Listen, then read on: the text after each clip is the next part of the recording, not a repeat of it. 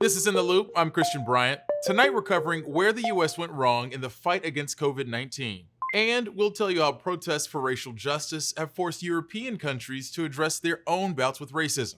And judging by this first headline, this is what your Independence Day celebration should probably look like.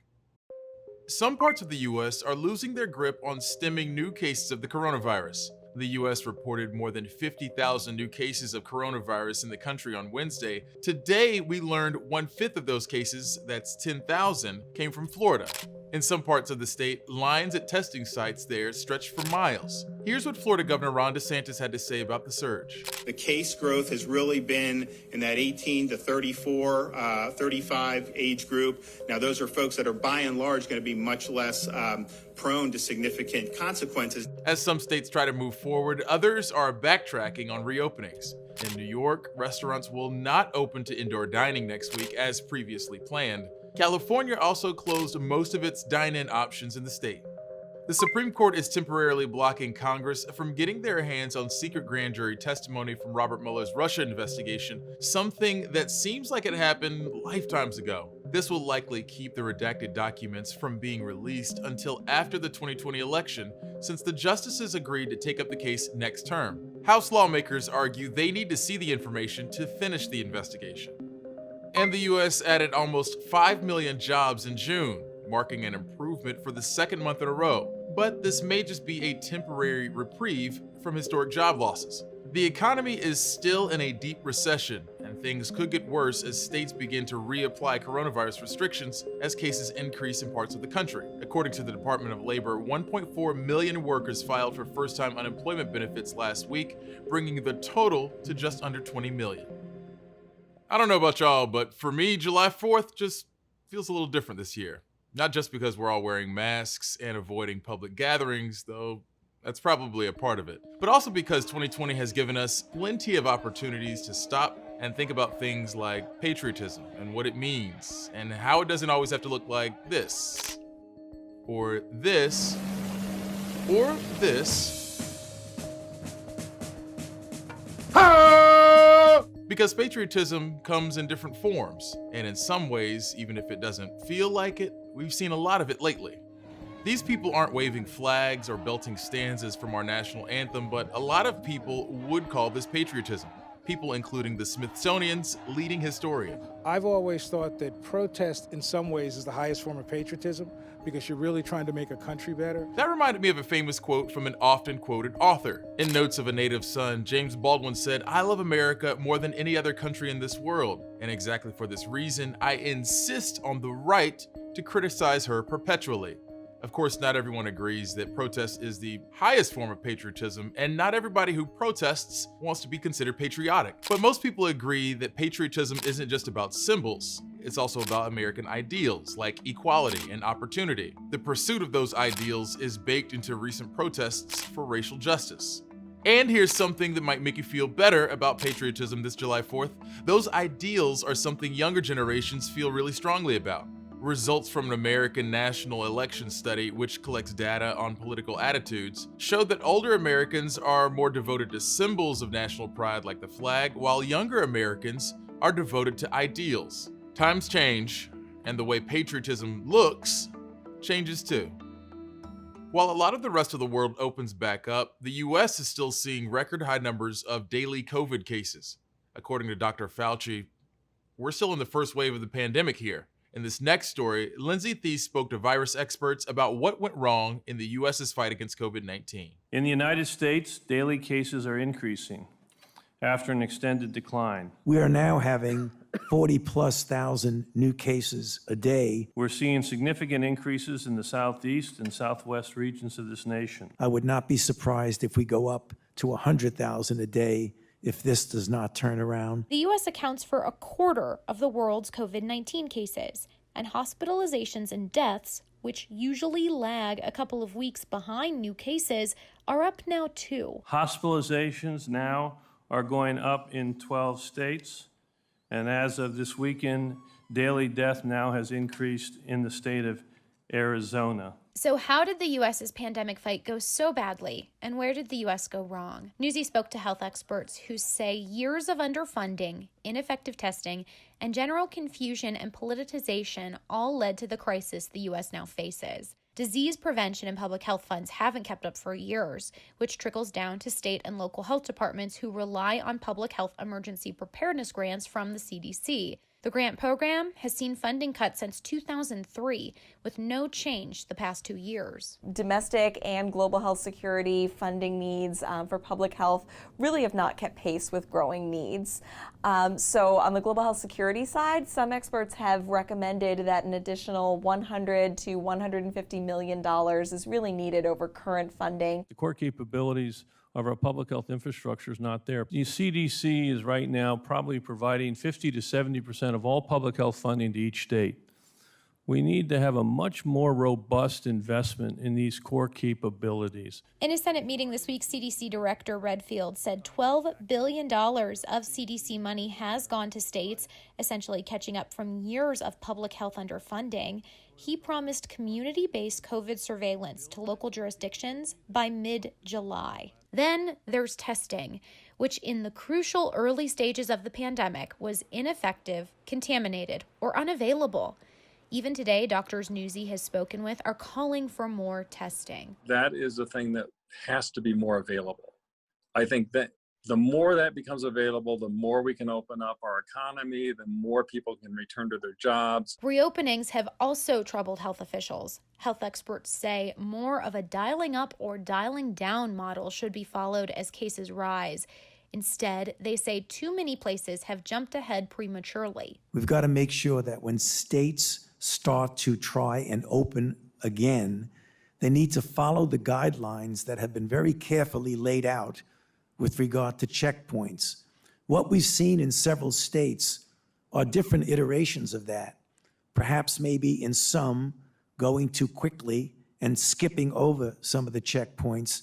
And then there's the disbelief towards trusting doctors and scientists.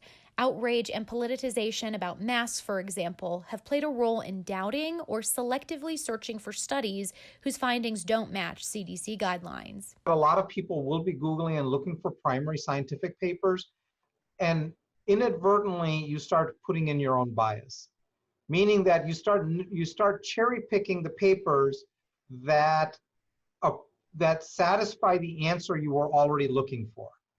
And that's dangerous because then you're not looking at the whole picture. When you talk to experts in the field, we have spent decades reviewing those kind of articles, and we can see which ones make sense and which ones fit and which ones don't. When you only look at 2 or 3 out of the 30,000 studies that may have been done about hand washing or face masks or infectious disease or droplet precautions, it's very hard to understand what does the takeaway there. Lindsay Thies, Newsy, Denver. We're going to take a break from COVID content for now. When we're back, we'll dive into the Twitter trending topics piquing our interest. There's 3 American girls competing for the top 2 Olympic spots. I could go into this and come out with nothing.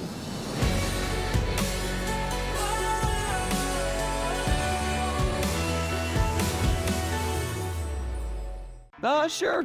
Memes and cat videos are fun, but actual news might be a bit more useful. Follow Newsy on Facebook, Twitter, and Instagram to get straightforward, opinion-free news right on your social news feed.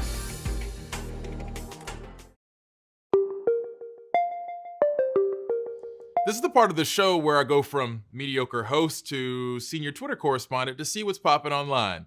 Let's take a look. Maxwell enticed minor girls, got them to trust her, then delivered them into the trap that she and Epstein had set. Ghislaine Maxwell is trending, which means there's an update to the Jeffrey Epstein saga. Maxwell was a close confidant of Epstein for decades. She was arrested in New Hampshire this morning, accused of helping groom young girls to be sexually abused by Epstein, who died in jail last year, awaiting trial for a federal sex trafficking charge. The indictment against Maxwell alleges she was present when the abuse took place. We had seen over the last few weeks parties going on in the county or throughout the city and the county in several locations where students or kids would come in with known positives. Local officials in Tuscaloosa, Alabama are warning the public about so-called COVID parties, where students compete to see who gets sick with COVID-19 first. Honestly, that sounds like a hot mess, and it's hard to tell if that's what's actually going on.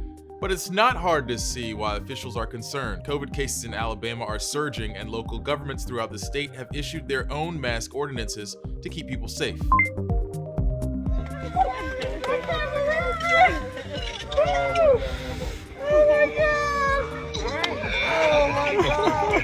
WNBA star Maya Moore is trending because of this moment right here. Moore, a four-time WNBA champion, sidestepped pro basketball at the height of her career to help Jonathan Irons appeal a burglary and shooting conviction from 1998 when Irons was 18 years old. That conviction was vacated in March. Facebook is losing out on some serious cash right now. Hundreds of advertisers are jumping ship to stand against hate speech on the social media site. But the move could have some other positive ripple effects. Tyler Atkinson shows us what else it's forcing Facebook to re-examine. Facebook has a big problem.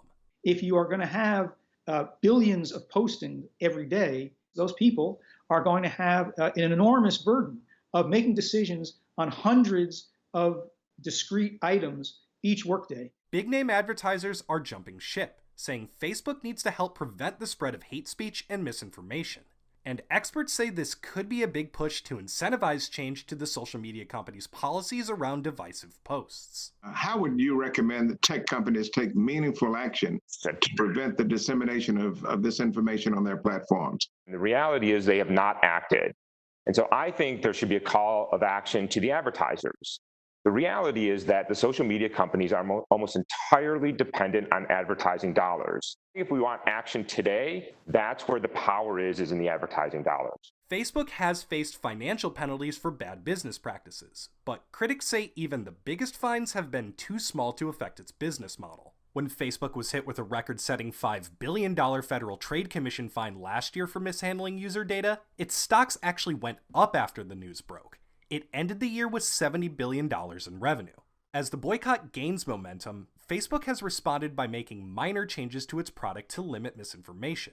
It's reportedly updating artificial intelligence tools used to rank articles that appear in news feeds by prioritizing those with original reporting, and is changing algorithms to downrank articles without bylines. Facebook also said it would allow US-based users to opt out of seeing social issue or political ads from politicians or political action committees. The boycott has led to short-term financial impacts, as Facebook's stock dropped 8% during trading last Friday. Some of the biggest advertisers participating in the boycott, like Starbucks and Microsoft, also represent and may lead the way for industries that make up large parts of Facebook's ad revenue.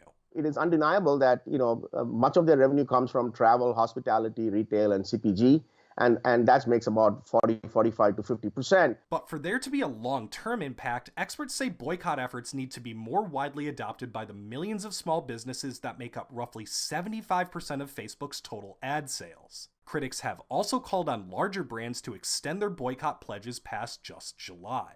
However, experts note that if Facebook truly wants to fix these problems, it may require massive changes to their growth and engagement business model that created the problem in the first place.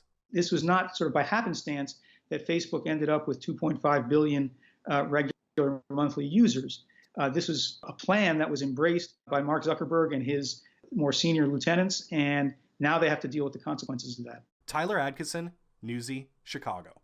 This is called the Tweet at Us using the hashtag Newsy in the Loop challenge. Do your worst. Welcome to Newsy. We're here to get you up to speed on the latest headlines, dig deeper on investigations and documentaries, and bring you special live events as they happen. Streaming 24 hours a day, wherever and whenever you need us. Newsy. Be informed, not influenced. Every patient was a dollar sign. I do not think I was an aggressive dentist. Losing your perfectly healthy teeth. How dare you try to do that to me? Nothing's wrong with making money if you're doing it ethically. Absolutely not.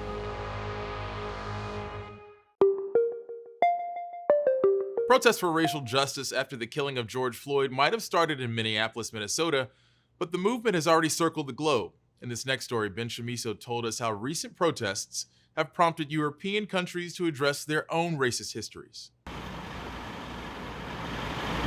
Ladies and gentlemen, I ask you to make this a memorable day. The global protest for racial equity triggered by George Floyd's killing have prompted many European countries to reassess how they view their colonial past.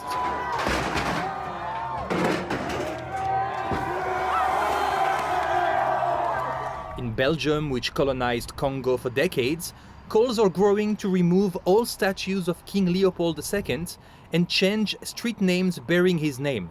The former ruler is blamed for the death and mutilation of millions of people there in the late 19th century. Having statues in public space that are of a person that has murdered over the 10 to 15 million people is already showing how we glorify, how we normalize racism in the Belgian context. And it means that these black lives of Congolese people here don't matter. For more than 20 years, Leopold ruled Congo as his own property, forcing many of its people into slavery to extract resources for his personal gain. In 1908, the king handed the country over to the Belgian state, which continued to rule over a nation 75 times its size until Congo gained independence in 1960. Still today, companies of Belgium still have the advantage of colonialism. Tuesday marked the 60th anniversary of the Democratic Republic of Congo's independence from Belgium. In a letter to the DRC president, Belgium's current king expressed his deepest regrets for the acts of violence and cruelty the former colonial power inflicted on the Congolese people. The letter stopped short of an outright apology, but was the first acknowledgement by a reigning king of the brutal actions of the past. All the minerals of Congo and Burundi were sold under the market price to get wealth in Belgium. But people don't want to know. So yeah, it's not me, it's my grandparents. Belgium has long grappled with its legacy in Africa. For decades, the country taught students it had brought civilization to Congo. But global conversations around racism in the wake of Floyd's death have brought new urgency to the issue. Last month, regional authorities in Belgium promised classroom reforms to start teaching the true character of colonialism. The curriculum also has to be given by people of color themselves. There where decisions are made, people of color and African people are not there. Former politician Wouter van Bellingen and activist Stephanie Collingwood-Williams say the nation is moving in the right direction, but they also want Belgium to root out institutionalized racism and discrimination against people of color. It's about how we together fight this, and how we make it better for not only ourselves, but future generations. For Newsy, I'm Ben Chamiso. When we're back, remember climate change? Yeah, still a thing. We're working hard to get you the news you need. We dig a little deeper on the stories of the day That's why we're here. to help start making sense of it all. At Newsy, we're focused on facts and solutions. Talking with medical workers on the front lines, decision makers, and everyday people. All of us fighting COVID-19. Newsy, be informed, not influenced. When I say climate change, what do you think of? For a lot of people, it might be this, a polar bear on a melting block of ice. That's a pretty tragic image, but what it doesn't really capture is how climate change is already impacting humans all over the world and the ecosystems that are a bit closer to home. In this Newsy documentary from pre-COVID times, we learn about a lesser-known sign of climate change.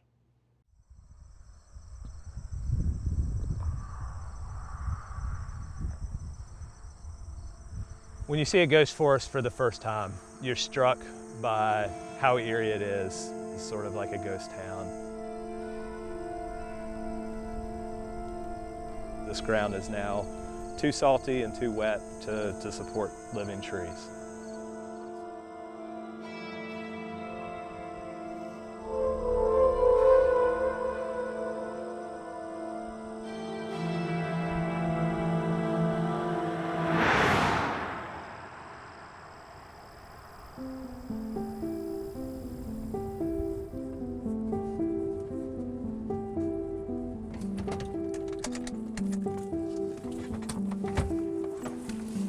One of the best indicators of climate change anywhere in the world is you see pictures of where a glacier was 100 years ago, and then you see a picture of it now, and the glacier has retreated a mile.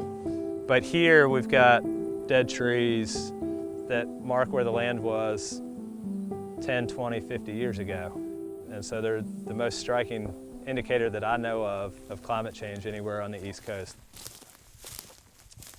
But only recently have scientists been documenting how fast they're dying and how fast the forest is retreating. When the tree was young, it was growing very fast. These rings are spread wide apart. And then as the tree became older and probably subject to more salt and waterlogged soils, now the tree rings are really, really small. So this tree is barely growing now.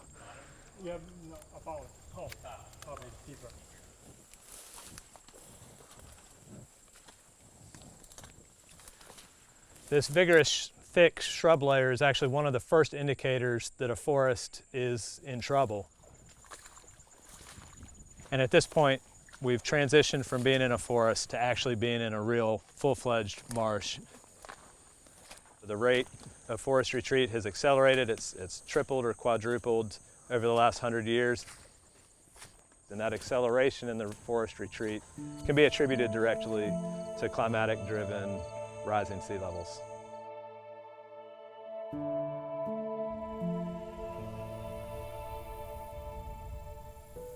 People like some of my family members have watched the marsh encroaching closer and closer to their house every year. From a combination of factors, both economic and I would say climatic, people in this community have moved out through time, and it's left behind a lot of things like this church, like the schoolhouse down the road, a lot of the homes you see here. They're all memories of what the place used to look like. And in a lot of ways, the trees are telling us that those same memories. The trees are showing us what the land used to look like. Every few decades, that rate accelerates. And I think the formation of the ghost forests will continue to accelerate. And if you either don't know your history or don't pay real close attention, in 100 years, you might not know that a forest was ever here.